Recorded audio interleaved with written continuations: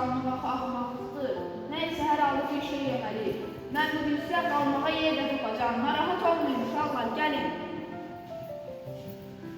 Uşaqlar, bugün yaxşı şam edəcək. Bizə üç dilim çörək verin. Gözləyin, bilin, sizə çörəyin ən yaxşı yerindən verəcəyim. Qara çörək yox, ağ çörəyin yaxşı yerindən verin. Nə fərqi var, ikisi də eyni çörəkdir də. Mən onları ona gedirəm.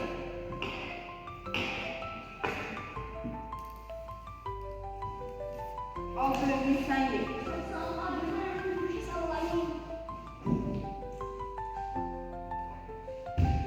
Nə gözlüsün sən? Elə bilirsən uşaqlıq.